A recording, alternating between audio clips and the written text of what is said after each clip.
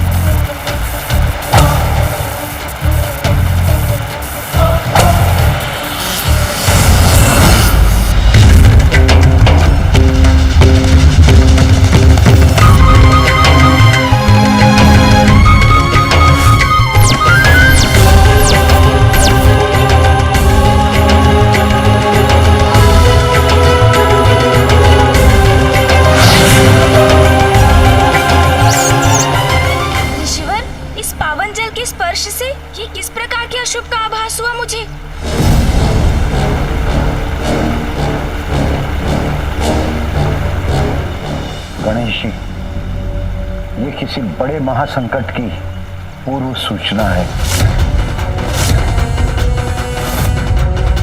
महासंकट तो है। स्वयं जगत पिता महादेव की क्रोधाग्नि ही जगत के लिए संकट उत्पन्न करने वाली है।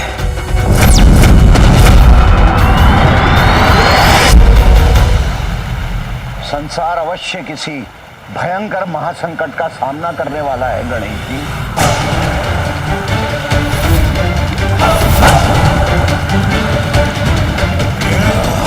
कैसा महासंकट ऋषिवर? कृपया मुझे बताइए ऋषिवर, कौन और क्या इस भावी संकट का कारण?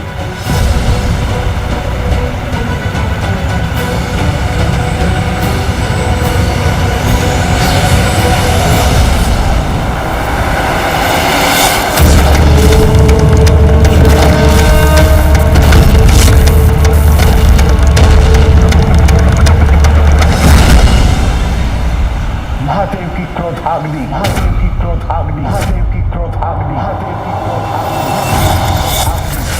महादेव, वो है आपकी क्रोधाग्नि।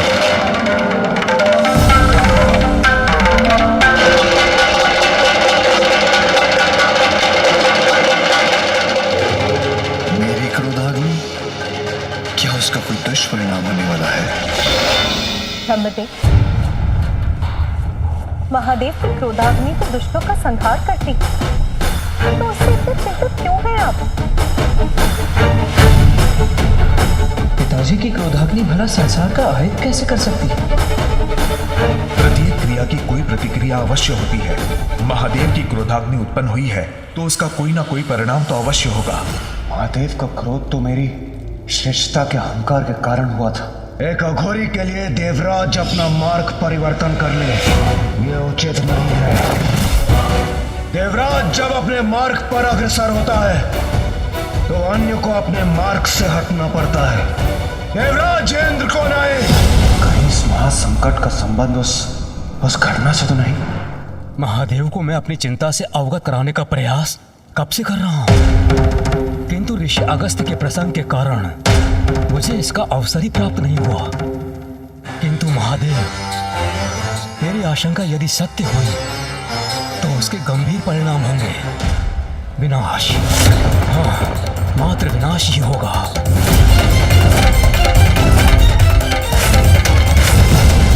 ब्रह्मदेव, आप स्पष्ट कहिए, आपकी आशंका का कारण क्या है? आपकी क्रोधाग्नि महादेव, जिसका विस्फोट सागर में तो हुआ था, किंतु कदाचित आपकी क्रोधाग्नि अभी भी शांत नहीं हुई है। जल और अग्नि का संयोग तो प्रकृति के विरुद्ध है। इसीलिए मुझे शंका है महादेव कि आपकी क्रोधाग्नि के सागर में विध्वंस से किसी ऐसे अपराकृतिक अति शक्तिशाली अस्तित्व का जन्म हुआ है जो महासंकट बनकर हम सभी पर छा जाएगा। ऐसा क्या महासंकट हो सकता है जिसे त्रिदेव भी नहीं मिटा सकते? पिताजी की क्रोधाग्नि से यदि कुछ उत्पन्न हुआ है तो वो अवश्य सर्वनाशी ही होगा। मेरे देवलोक पर पुनः संकट के मेघ मंडराते प्रतीत हो रहे हैं। यदि ब्रह्मदेव का कथन सत्य है तो महादेव ही हमारी रक्षा कर सकते हैं। ये अज्ञात संकट जो भी है, शीघ्र उसका भेद जानकर हमें उसे रोकने का प्रयास करना चाहिए। सभी की चिंता दूर करने का एक ही उपाय है। मुझे ही अपनी अंतर्दृष्टि से ज्ञात करना होगा कि सागर के अतल जल में ऐसा क्या संकट छिपा है।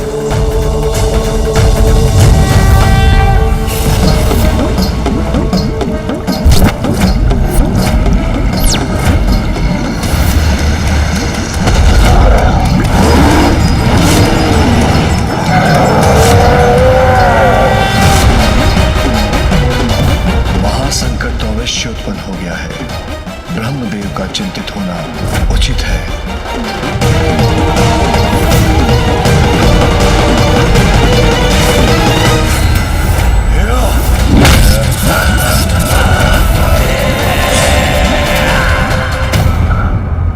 नहीं नहीं, क्या हुआ ऋषिवर? ऐसा क्या देखा आपने जिससे आप भी व्यग्र हो उठे? अत्यंत भयंकर है महादेव की क्रोधाग्नि का ये रूप। सागर के जल में जन्मा है। सर्वश्रेष्ठ जलंधर हूं मैं। जलंधर जलंधर जलंधर।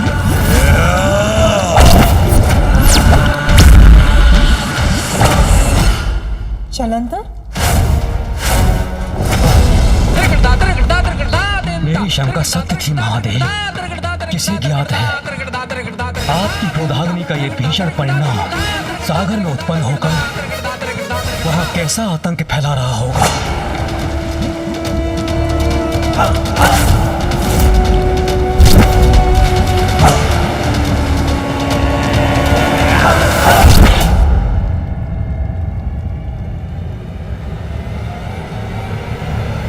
महादेव की क्रोधाग्नि के समक्ष तो कोई नहीं टिक सकता, तो फिर ये जलंधर कौन है जो इससे भी रक्षित रहकर जीवित रहा? आनंद आएगा मुझे भक्षक मीन का भक्षण करने में।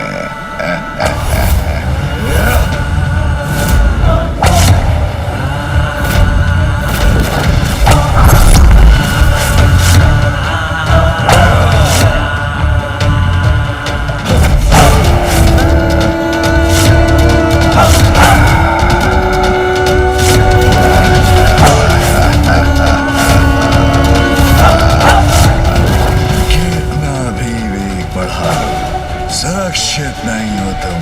मैं सर्वश्रेष्ठ जलंधर पराजय स्वीकार नहीं करता।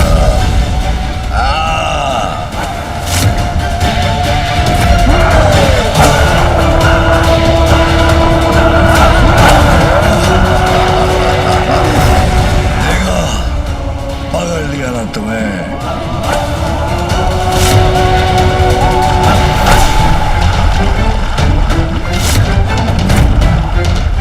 मैं सर्वश्रेष्ठ जलंधर, मुझसे कोई बच नहीं सकता। जो मेरे संकेत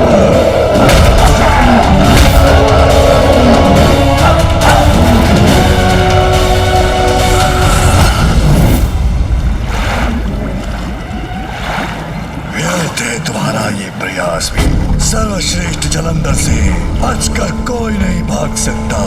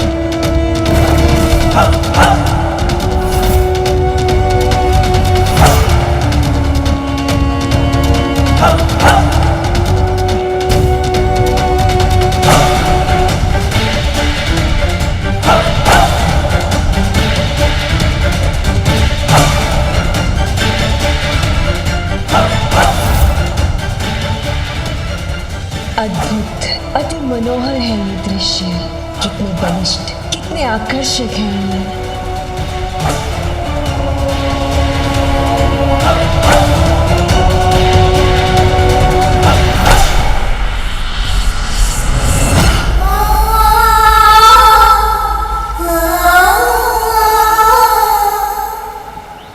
व्यर्थ आकर्षण का समय नहीं है मेरे पास।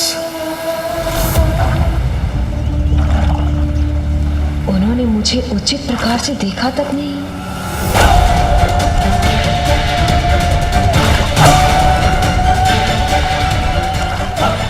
उनके द्वारा अपना ये तिरस्कार स्वीकार नहीं है मुझे।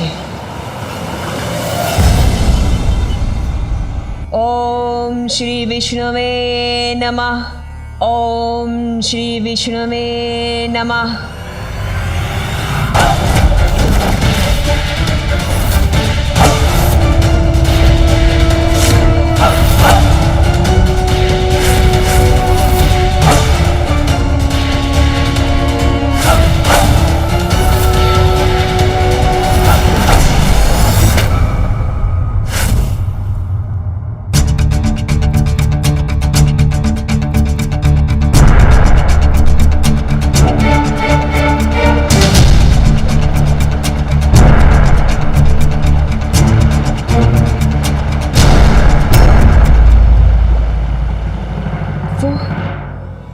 वो मुझे देखकर मुस्कुराए क्यों नहीं? मेरे मुस्कुराने पर उन्होंने अपना मुख क्यों मोड़ लिया? जैसे उन्हें मुझसे घृणा हो। क्यों क्यों हुआ ऐसा मेरे साथ? क्या इसलिए क्योंकि मैं एक साधारण सी विष्णु भक्त हूं?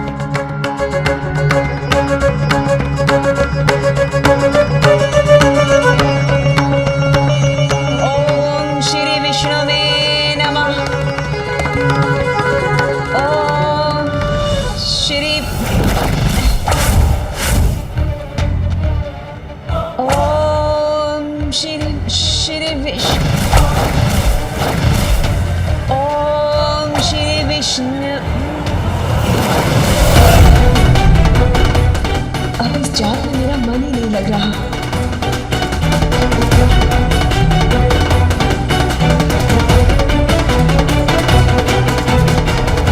व्यर्थ है ये तप, ये जाप जो मैं सदा से करती आई हूं, जिसे मैंने अपने पति रूप में चुना, उसे अपनी ओर आकर्षित भी ना कर सकी मैं, तो क्या लाभ है ऐसी विष्णु भक्ति का? नारायण, आप ना तो मेरी सहायता करना चाहते हैं और कदाचित ना ही कर सकते हैं। फिर क्यों मैं व्यर्थ में ये प्रार्थना कर रही हूं? अगर मुझे स्वयं ही सब कुछ करना है तो मेरा मार्ग ही उचित है। अब से मैं भक्ति के मार्ग को त्याग कर वही मार्ग अपनाऊंगी जिससे वो आकर्षित होकर मेरी ओर चले आएंगे।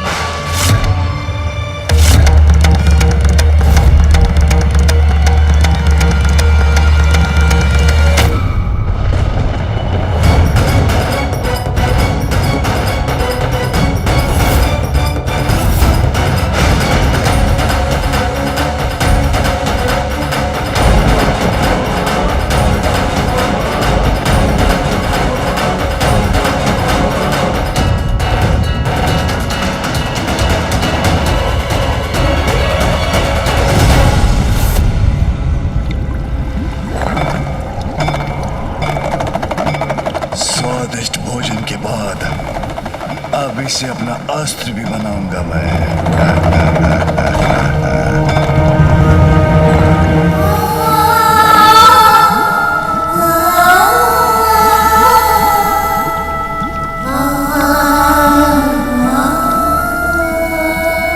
किसका मधुर आलाप है ये जो मुझे अपनी ओर आकर्षित करने का प्रयास कर रहा है?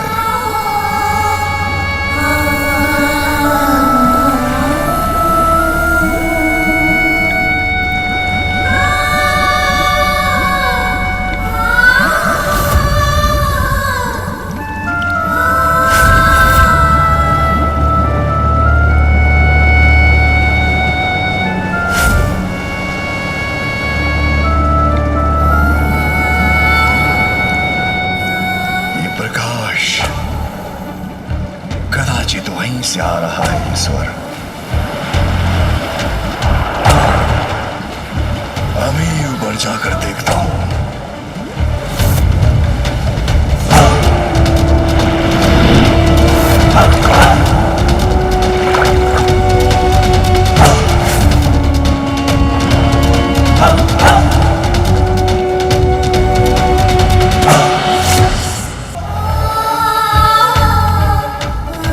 कौन है ये जो वहां तट पर खड़ी अपने मधुर आलाप से मुझे लुभा रही है?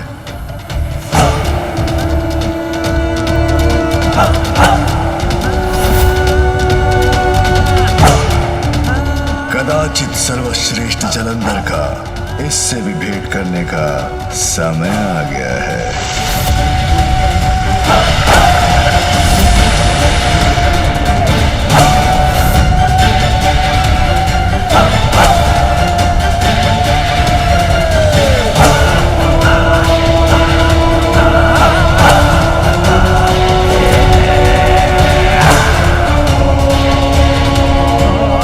यही तो थी, कहाँ गई?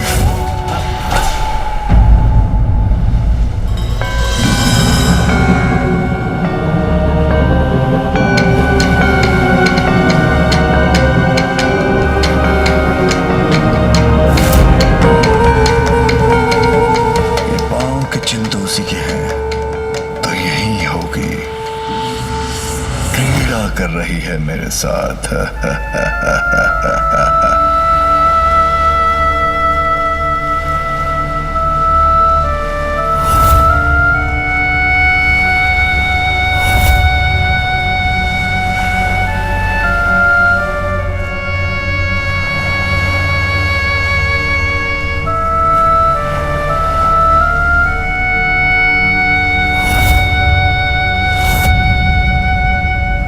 अच्छा, तो वहां है।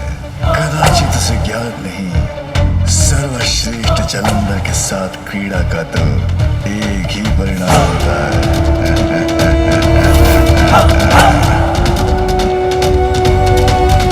अरे, अब कहाँ चली गई?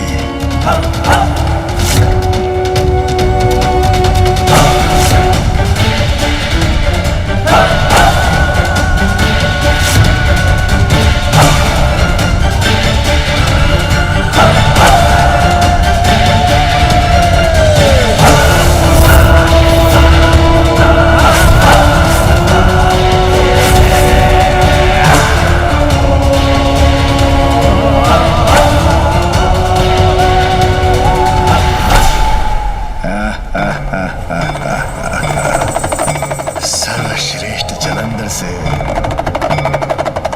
लुका छिपी। अभी इस लुका छिपी की क्रीड़ा का अंत करता हूँ।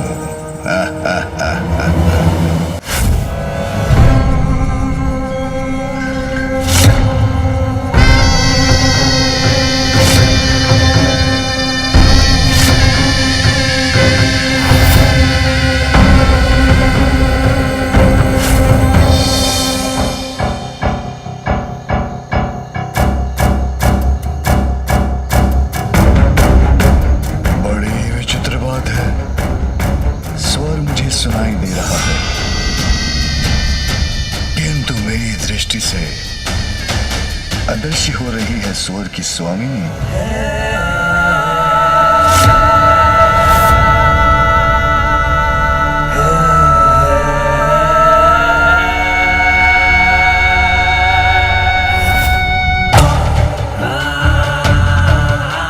चाहे कुछ भी हो, उस तक तो पहुंच कर ही रहूंगा मैं।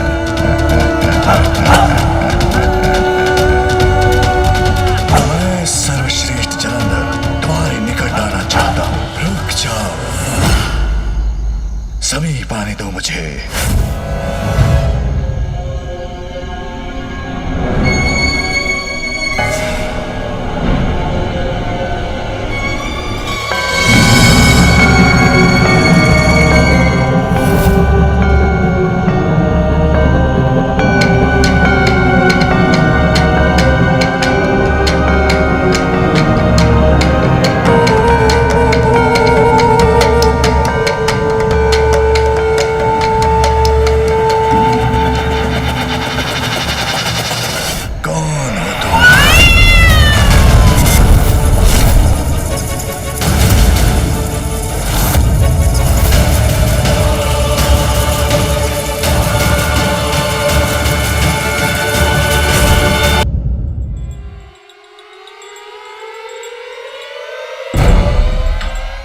इतना क्यों सताया मुझे?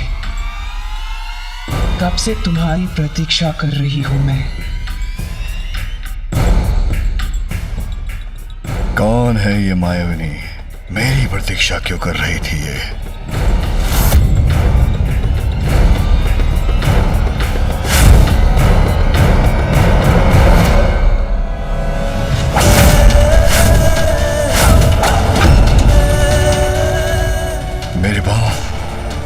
मेरे पांव जड़ कैसे हो गए?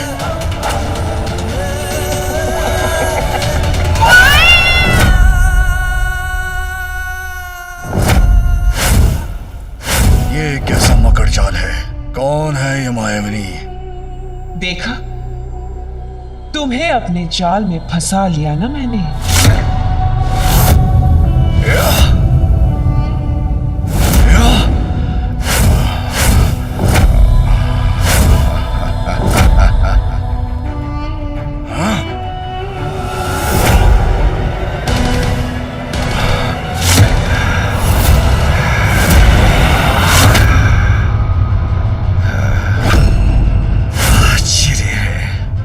संपूर्ण शक्ति लगाकर भी इससे मुक्त नहीं हो पा रहा हूं मैं।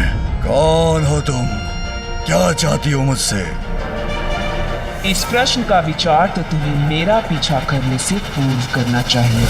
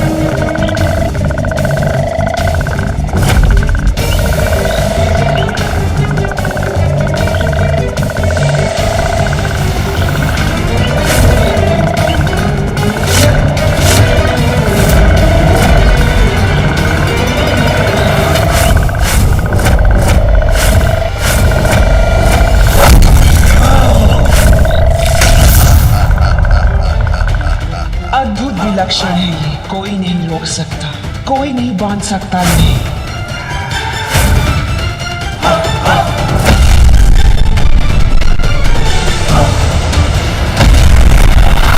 सर्वश्रेष्ठ जलंधर हूं मैं। मेरा बल ही मेरा परिचय है। मेरे साथ क्रीड़ा, इसका परिणाम भयंकर ही होगा। भयंकर परिणाम? उसमें तो मुझे अपार आनंद आएगा।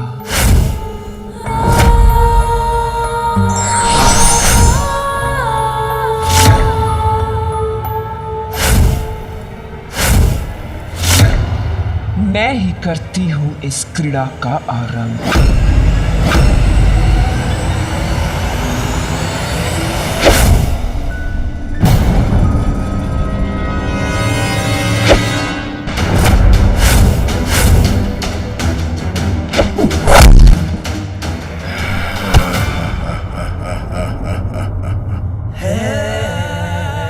इस क्रीड़ा का अंत मैं करूंगा।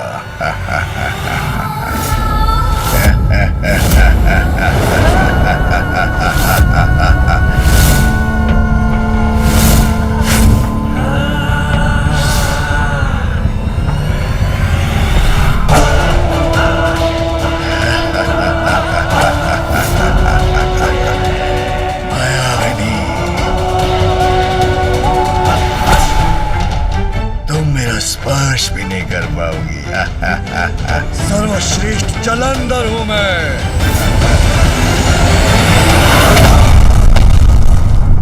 सर्वश्रेष्ठ जलंधर को अपनी माया से बांधने चली थी तुम। हाँ? रुक जाओ। अभी इस क्रीड़ा का अंत नहीं हुआ है। तुम मेरे मुंहपाश से बचकर कहीं नहीं जा सकते, सर्वश्रेष्ठ जलंधर।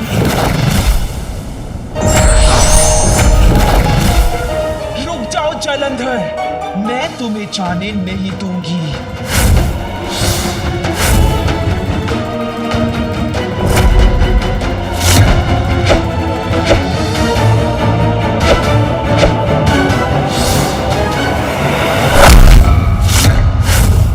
असंभव है सर्वश्रेष्ठ जलंधर को रोक पाना।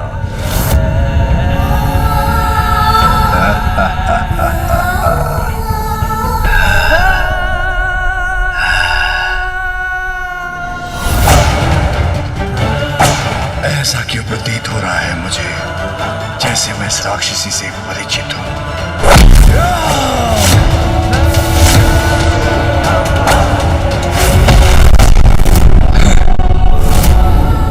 जो भी है विचित्र है, ये मायावनी है, अद्भुत है इसकी शक्ति।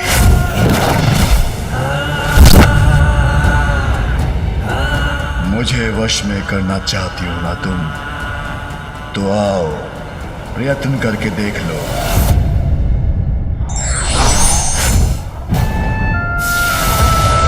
आ रही हूं मैं।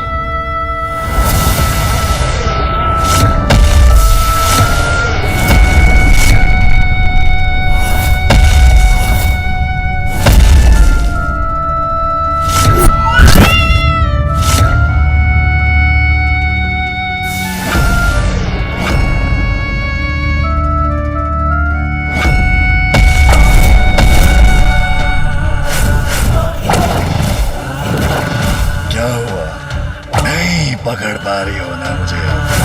असाधारण हूं, सर्वश्रेष्ठ हूं, जलंधर हूं मैं।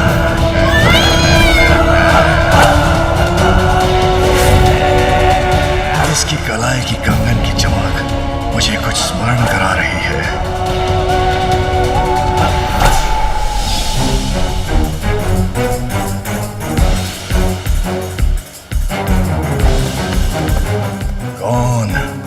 कौन थी वो बालिका?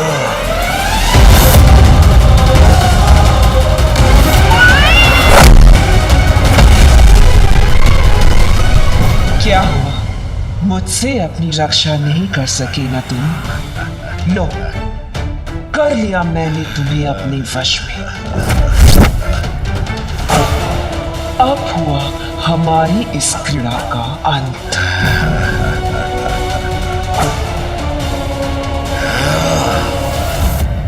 रुको,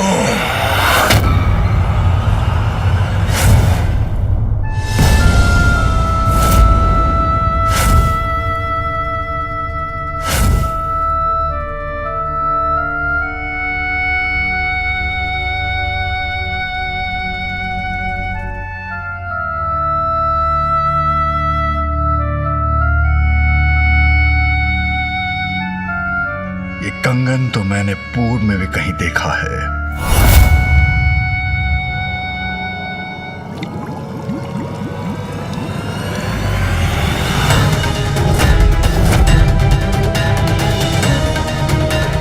ये कंगन तो उस युवती का है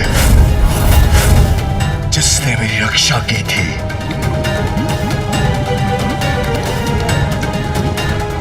ये कंगन तुम्हें कैसे प्राप्त हुआ? क्या तुमने इस युवती का वध कर उसको अपना आहार बना लिया है? बोलो, मेरे प्रश्नों का उत्तर दो। बोलो, क्या किया तुमने उसके साथ? शांत क्यों हो? मेरे प्रश्नों का उत्तर दो।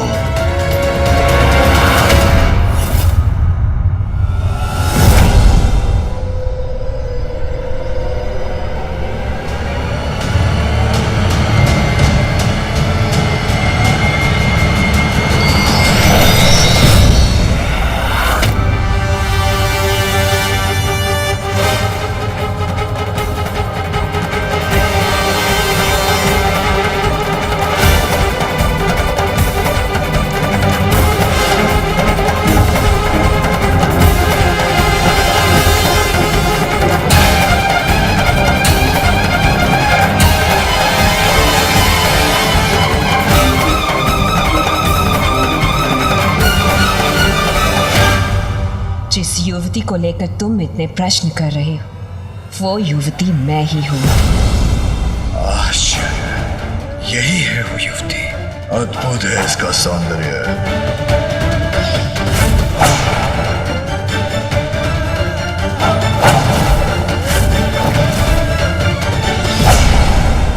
किंतु जब मैंने तुम्हें देखा था तब तो तुम साधारण सी युवती थी,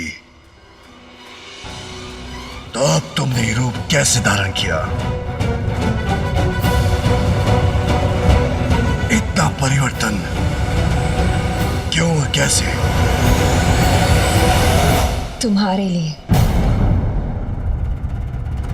ये सब मैंने सिर्फ तुम्हारे लिए किया है जलंधर। मेरे लिए?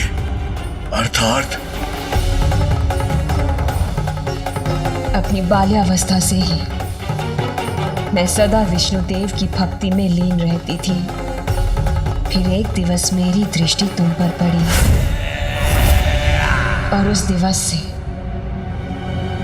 मैं नारायण की भक्ति को छोड़कर तुम्हारी भक्त हो गई।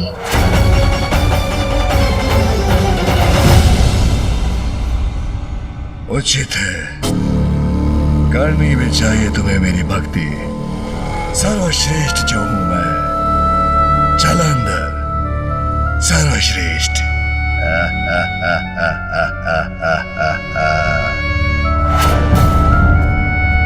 किंतु तुम्हारे पास तो मेरे लिए समय ही नहीं था। मैं तुम्हारी एक झलक के लिए ललायत रहती थी और तुमने मुझे देखकर भी अनदेखा कर दिया।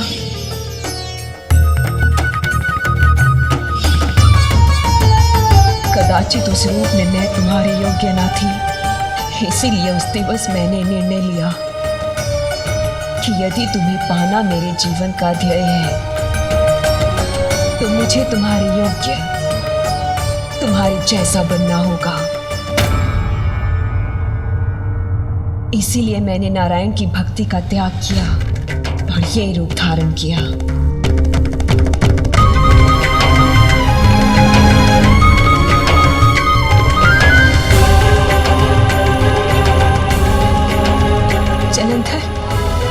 जलंधर, मैं नारायण की भक्ति नहीं, मैं तो केवल तुम्हें पाना चाहती हूँ। मैं वृंदा हूँ और मुझे ये वरदान प्राप्त है कि मेरे जीवित रहते मेरे पति की मृत्यु कभी नहीं हो सकती। अर्थात मेरे जीवित रहते तुम्हारी मृत्यु कभी नहीं हो सकती जलंधर। और तुम तो इतने बलशाली हो कि मेरी मृत्यु कभी होने ही नहीं दोगे। सोचो, हम दोनों साथ मिलकर समस्त संसार पर अनंत काल तक राज करेंगे। राज करेंगे।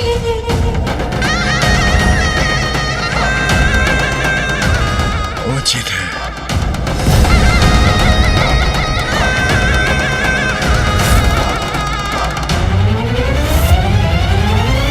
तब तो हमें शीघ्र विवाह कर लेना चाहिए। सर्वश्रेष्ठ कपट बुद्धि की स्वामिनी का विवाह तो सर्वश्रेष्ठ जलंधर से होना ही उचित है।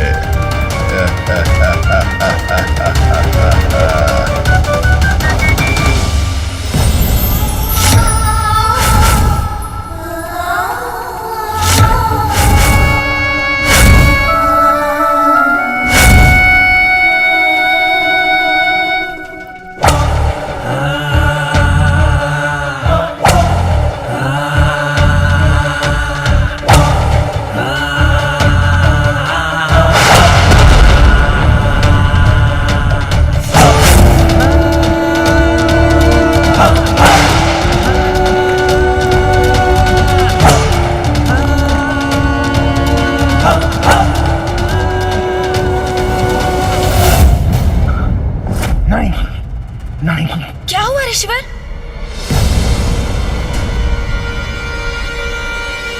ऋषि, अभी तक तो केवल जालंधर ही एकमात्र चुनौती था। अब उसके साथ एक और कपटी कुटिल शक्ति भी जुड़ गई है।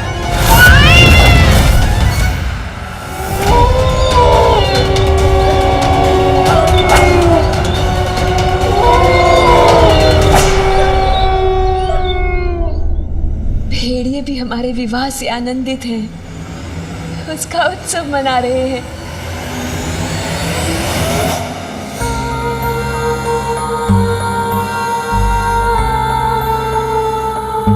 अंततः जिससे मैंने प्रेम किया, जिसको पाने की लालसा रखी, अब पूर्ण रूप से उसका साथ पा ही लिया मैंने। कोई बात नहीं कर सकता वृंदा के पति का, अर्थात सर्वश्रेष्ठ जलंधर अब अमर हुआ। स्वामी, क्या विचार कर रहे हैं आप?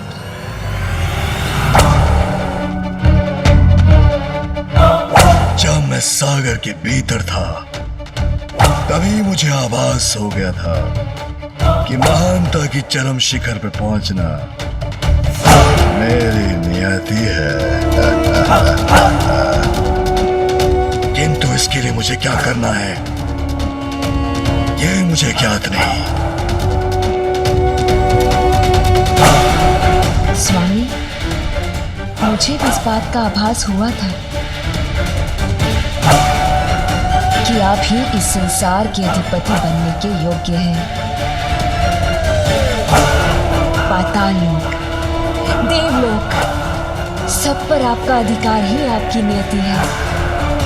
लेकिन स्वामी, उसके लिए हमें शुक्राचार्य के पास जाना होगा।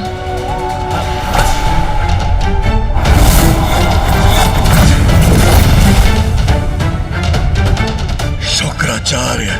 हाँ स्वामी, असुर गुरु है शुक्राचार्य। वही हमें संसार पर विजय प्राप्ति का मार्ग सुझाएंगे। गुरु शुक्राचार्य के मार्गदर्शन में स्वामी अवश्य सर्वोच्च पद पर स्थापित होंगे। सर्वश्रेष्ठ जलंधर अब महानतम जलंधर भी होगा। गणेश जी, मैं आपकी क्या सहायता कर सकता हूँ? ऋषिवर, आपने मुझे इस संकट से अवगत कराया, यही पर्याप्त सहायता है मेरे लिए। अब मुझे यथाशीघ्र कैलाश लौटकर पिताश्री के साथ इस पर विचार विमर्श करना चाहिए। उचित है गणेश जी, महादेव ही इस भयंकर संकट का हल सुलझा सकते हैं। आप शीघ्र प्रस्थान कीजिए, मैं यही लोपामुद्रा का स्मरण करते हुए ध्यान मग्न होता हूँ।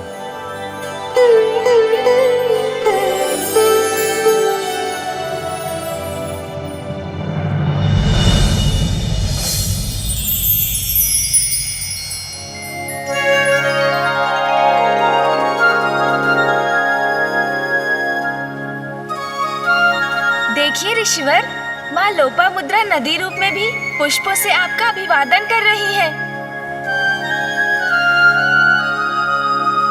गणेश जी, लोपामुद्रा का त्याग तो अद्भुत था। मेरे लिए उसने राजभवन के सारे सुख त्याग दिए और आज इस रूप में भी मेरे प्रति समर्पित है। तो मैं उसका त्याग कर और कहीं कैसे जा सकता हूँ? ऋषिवर, आपका और माँ लोपामुद्रा का प्रेम तो अमर है। मैं आपको विश्वास दिलाता हूँ, समय आने पर माँ लोपामुद्रा सदैव प्राप्त होंगी। आप प्रतीक्षा कीजिए ऋषिवर। निकट भविष्य में जगत जननी के सर्वोच्च रूप माँ ललिता देवी का आविर्भाव होगा, तब आपको उनके दर्शन का लाभ होगा और उनसे ही आपको उनकी कथा और उनके सहस्त्र नामों का ज्ञान भी प्राप्त होगा। आपके माध्यम से माँ ललिता के सहस्त्र नाम उजागर होंगे और माँ लोपामुद्रा से पूर्वजों के उद्धार हेतु आपको संतान की प्राप्ति भी होगी।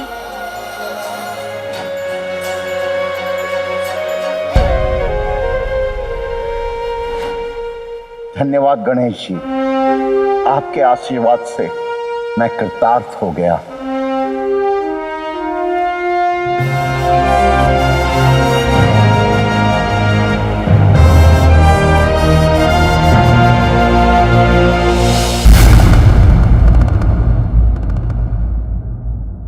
पिताजी, जलंधर को लेकर ब्रह्मदेव की चिंता हमारी चिंता भी तो है। स्वामी, अब और प्रतीक्षा नहीं कर सकते आप। इस संकट का निवारण शीघ्र ही करना होगा। अंत का सुर के कारण जो महाक संकट उत्पन्न हुआ, उसका स्मरण है मुझे। इसीलिए अब क्षणिक विचार का समय भी नहीं है आपके पास। जलंधर महासंकट का रूप ले ले, उसके पहले उसका अंत कर दीजिए स्वामी।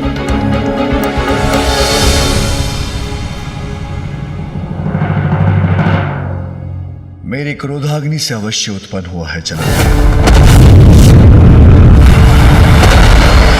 महासंकट भी बन सकता है, किंतु जिस प्रकार महिषासुर के पाप का घड़ा भरने के बाद उसका अंत किया था आपने, फिर मेरा अभी जलंधर का वध करना कहां उचित होगा? मैं ऐसा नहीं कर सकता महेश्वरी।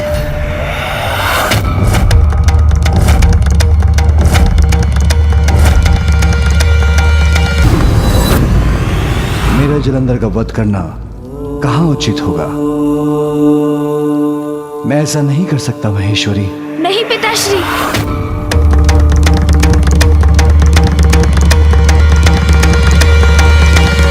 जिसका जन्म ही संकटमयी है उसे बढ़ने देना कदापि उचित नहीं। सर्वथा उचित है माँ का सुझाव। कृपया आप जलंधर का वध कर संसार को इस भावी संकट से मुक्त कराइए।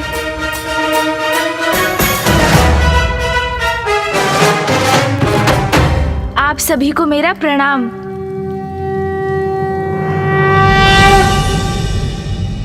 पिताश्री, ऋषिवर अगस्त्य ने मुझे बताया कि जलंधर अब अकेला नहीं, एक और कुटिल कपटी शक्ति जुड़ गई है उसके साथ। हाँ पिताश्री, जलंधर से उत्पन्न संकट और भी विकराल रूप धारण कर रहा है, फिर भी आप उसका अंत क्यों नहीं करना चाहते पिताश्री? अब आपने विलंब किया तो संसार का अनिष्ट हो सकता है स्वामी। पिताजी, इस संकट को तो आप यहीं रोक सकते हैं।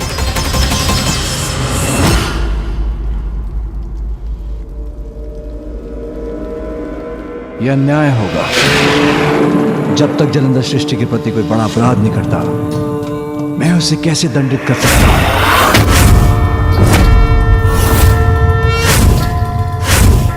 मानव, दानव, देव, गंधर्व, राक्षस, यक्ष, किन्नर, सभी प्राणियों को जीवित रहने का अधिकार है। बात मात्र अच्छाई और बुराई की नहीं। जलंधर का वध मात्र इसलिए नहीं किया जा सकता क्योंकि उसका जन्म एक विशेष परिस्थिति में प्रकृति के विरुद्ध जाकर हुआ है।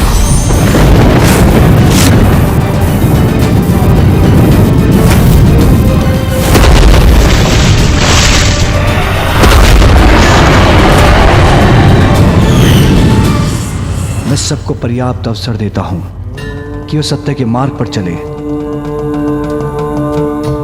किंतु अपने अवसर का दुरुपयोग करने वाले, निरंतर पाप करने वाले अतः स्वयं का ही अंत करते हैं। किंतु यदि उसने इस अवसर का उचित लाभ उठाया तो मुझे जगत पिता होने के नाते उसे सन्मार्ग पर चलने का अवसर तो देना ही होगा। यद्यपि उसकी नियति विनाशकारी है, किंतु यदि उसने अपनी इच्छा शक्ति से नियति को परिवर्तित कर धर्म और भक्ति का मार्ग चुना तो हमें प्रतीक्षा करनी होगी, क्योंकि किसी के भावी पापों की आशंका से उसे दंडित नहीं किया जा सकता। इसलिए मैं अभी किसी का अंत कदापि नहीं कर सकता।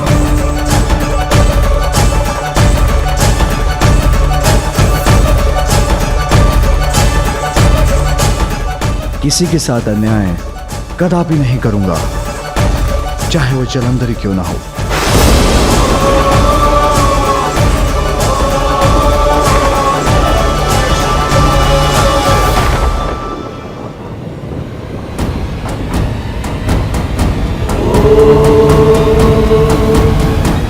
पिताश्री निर्णय ले चुके हैं, तो आप प्रतीक्षा करने के सिवाय और कोई उपाय नहीं।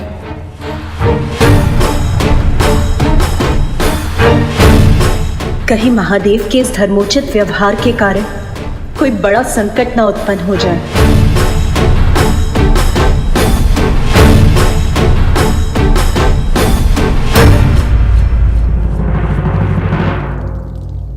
प्रथम पूज्य गणेश जी, मैं आपका कृतज्ञ हूँ। आपने दक्षिण को अकाल मुक्त किया और ऋषिवर के कमंडल से कावेरी नदी को मुक्त कर आपने दक्षिण वासियों के साथ साथ हम पर भी बहुत बड़ा उपकार किया है। हम आपके आभारी हैं। इसमें उपकार कैसा देवराज? वो तो मेरा परम कर्तव्य था। मुझे प्रसन्नता तो इस बात की है कि अंततः ऋषि अगस्त्य ने भी अपना मोह त्याग कर जन कल्याण में धर्म का साथ दिया। किंतु गणेश जी, मेरा कर्तव्य मुझे स्वर्गलोक बुला रहा है। आप सभी से अनुरोध है, आप मुझे यहाँ से प्रस्थान करने की अनुमति दें। प्रणाम।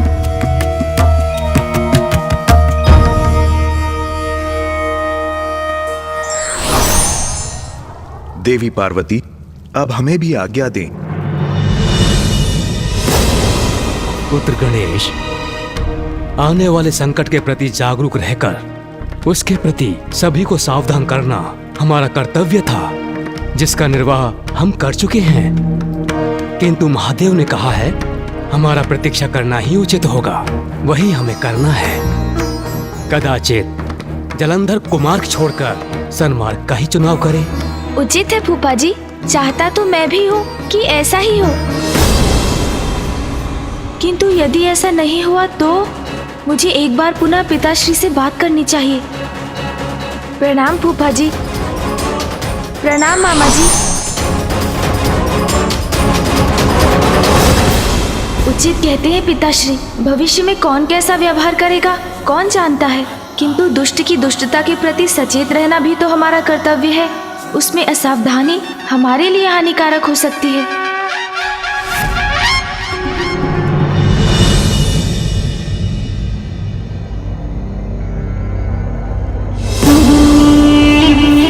मेरे प्रिय बलश्रेष्ठ, असुर गुरु शुक्राचार्य हमें इसी पर्वत पर मिलेंगे।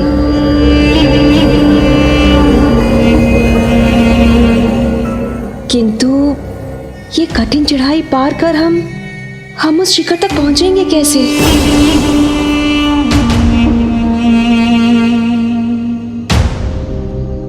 सर्वश्रेष्ठ जलंधर है तुम्हारे साथ, फिर भी चिंता कर रही हो। कठिन को सरल बनाना आता है मुझे। चलो वृंदा, चिंता त्यागो और मेरी पृष्ठ पर आरूढ़ हो जाओ। सर्वश्रेष्ठ जलंधर ले जाएगा तुम्हें इस पर्वत के शिखर पर।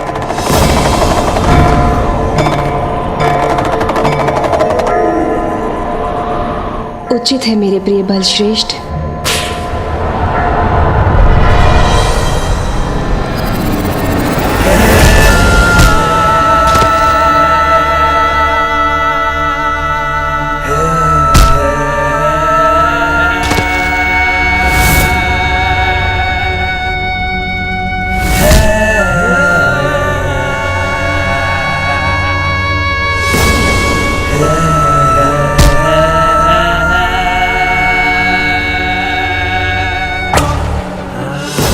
जो सर्वश्रेष्ठ जलंधर के मार्ग में आएगा, वो कितनी भी ऊंचाई पर स्थित क्यों ना हो, मेरे समक्ष झुकने पर विवश हो जाएगा।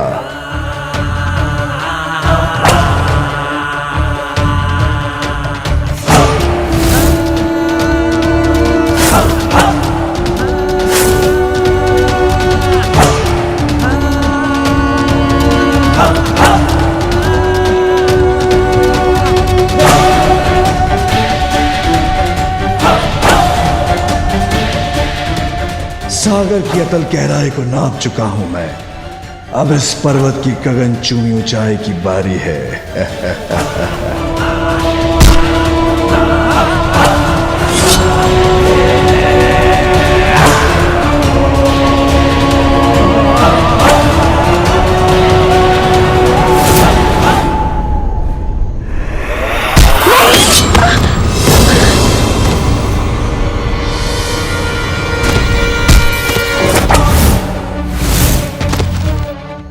मुझे पूर्ण विश्वास है मेरे प्रिय बलश्रेष्ठ पर, कुछ नहीं होने देंगे मुझे।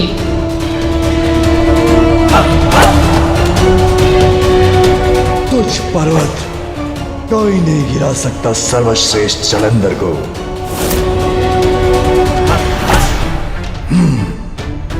ऐसी कोई बाधा नहीं जो सर्वश्रेष्ठ जलंधर को रोक सके। इस तुच्छ पर्वत का इतना तो साहस जो मेरे पथ पे बाधा बने।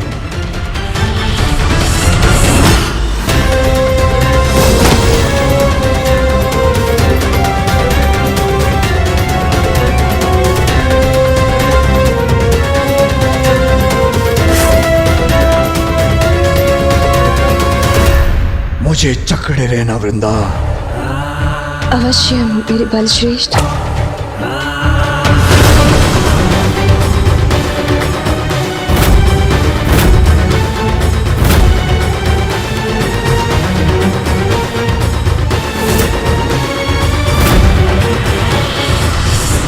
मेरे प्रिय बलश्रेष्ठ, मेरा भार वहन कर आप अपनी कठिनाई क्यों बढ़ा रहे हैं? मैं आपका अनुसरण कर आपके पीछे पीछे आ जाऊंगी। नहीं वृंदा, मेरी पत्नी हो तुमने मुझे उस असुर गुरु शुक्राचार्य के पास जाकर उनसे मार्गदर्शन प्राप्त करने का सुझाव देकर मेरे प्रति अपना कर्तव्य निभाया है। तो अब मैं तुम्हारे प्रति अपना कर्तव्य निभाऊंगा। इस पर्वत के शिखर पर मैं ही लेके जाऊंगा तुम्हें।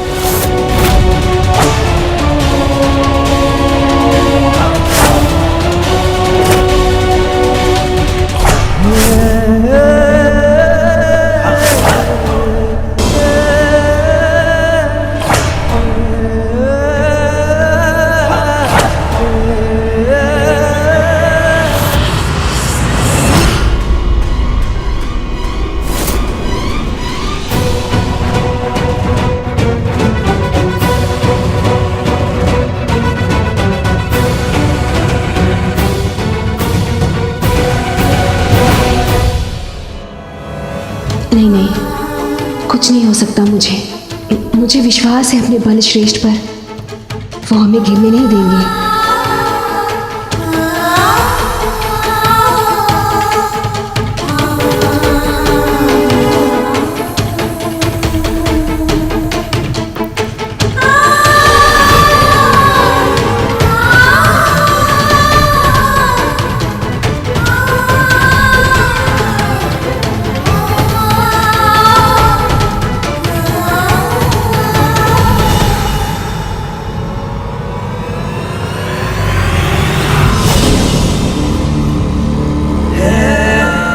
सर्वश्रेष्ठ जलंधर हूं मैं। जो चाहता हूं वो करके दिखाता हूं।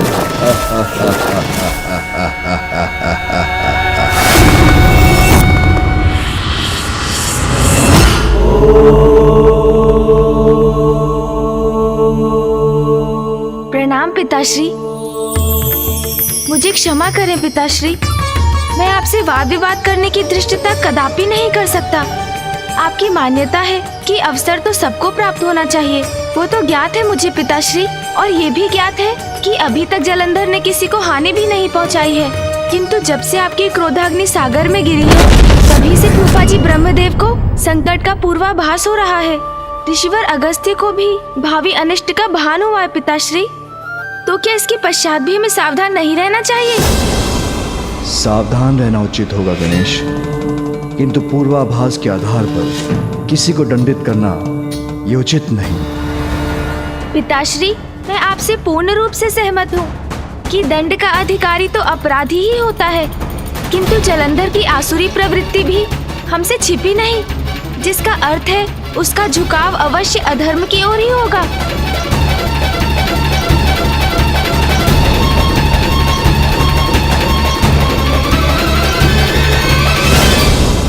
और वो जब कोई ऐसा अपराध करेगा तो उसे इसका दंड अवश्य मिलेगा। किंतु अभी हमारा प्रतीक्षा करना ही उचित है। गणेश, विपदा जब अपना शीश उठाएगी, हमें उसको मिटाने का उपाय भी अवश्य प्राप्त होगा। पिताश्री, नियति की अपार शक्ति को तो महानतम ऋषि और तपस्वी भी नहीं नकार पाते। फिर जलंधर तो एक असुर मात्र है। आप कहते हैं कि विपदा आएगी तब उसका समाधान ढूंढेंगे हम, किंतु पिताश्री मुझे आभास हो रहा है कि विपदा तो हमारे समक्ष आकर ही रहेगी।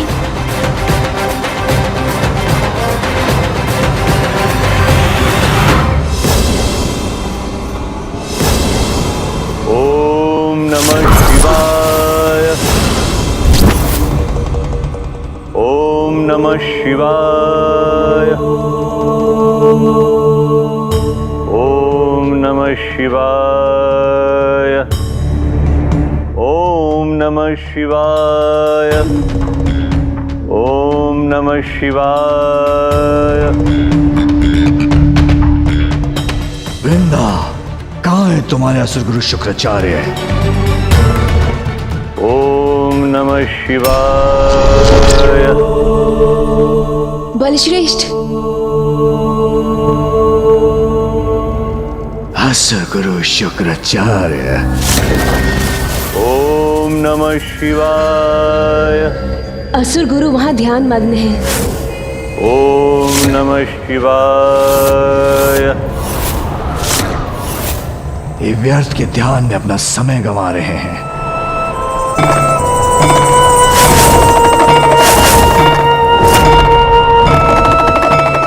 ओम नमः शिवाय। ओम नमः शिवाय। ओम नमः शिवाय। असुर गुरु शुक्राचार्य, असुर गुरु शुक्राचार्य, असुर गुरु शुक्राचार्य।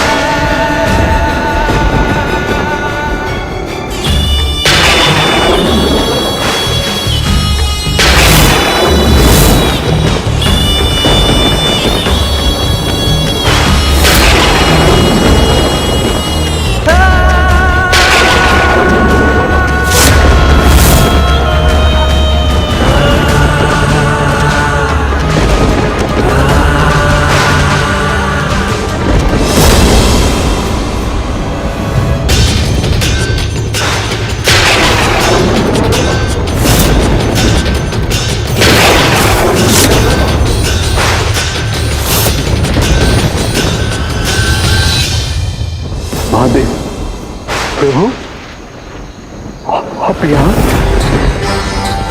मेरे आराध्य महादेव, आप स्वयं यहाँ?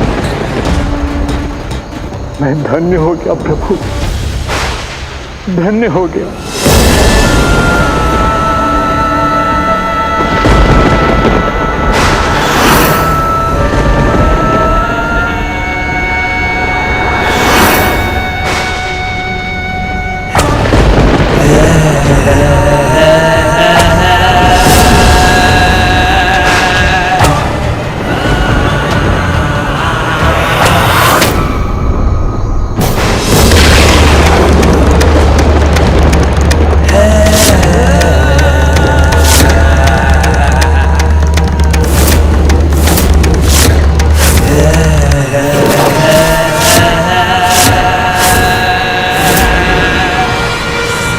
इतना बड़ा छलावा, वो भी मेरे असुर गुरु शुक्राचार्य के साथ। महादेव का रूप धारण करिए, जो भी है ये, मेरे साथ इसका ये परिहास उचित नहीं। आप ही हैं वो असुर गुरु शुक्राचार्य, जिनकी महिमा का गुणगान करते मेरी पत्नी की जीवा नहीं थकती।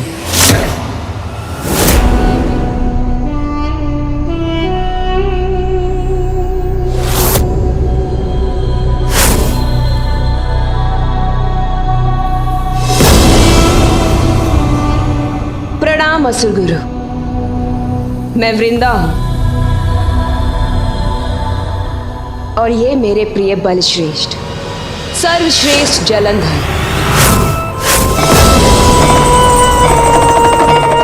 हम आपके पास यहाँ मार्गदर्शन के लिए आए हैं। अवश्य लेंगे मार्गदर्शन,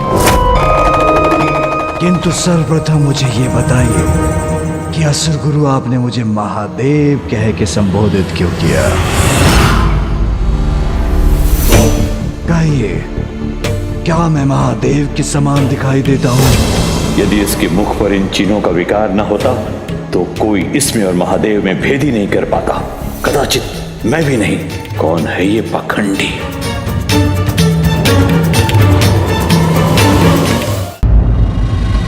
मुझे महादेव पुकारा इन्होंने मेरे समक्ष हाथ जोड़कर नतमस्तक थे असुरगुरु, और अभी भी मुझे देखकर स्तंभ खड़े हैं। क्या इसका कारण? समझा। उत्तम, अति उत्तम। वृंदा, उचित कहा था तुमने। असुर गुरु शुक्राचार्य हमें संसार पर विजय प्राप्त करने का मार्ग दिखाएंगे। हाँ मेरे प्रिय बलश्रेष्ठ, किंतु असुर गुरु ने तो अभी तक हमसे कुछ कहा भी नहीं। तो जितना वो कह चुके पर्याप्त है मेरे लिए।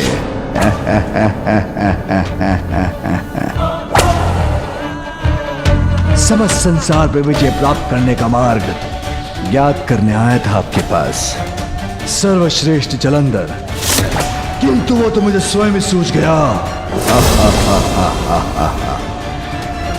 आपने मुझे महादेव पुकार कर उपाय सिझा दिया। नवीन शिव बनकर संसार के समक्ष आऊंगा, नवीन भगवान बनूंगा, और भगवान स्थापित होते ही संभवतः संपूर्ण संसार मेरे अधीन हो जाएगा। नवीन भगवान होंगे मेरे प्रिय बलश्रेष्ठ। हाँ, उचित ही तो है। बलशाली है, बुद्धिमान है, साहसी है, सर्वश्रेष्ठ है, तो भगवान होने के सर्वथा योग्य है ये।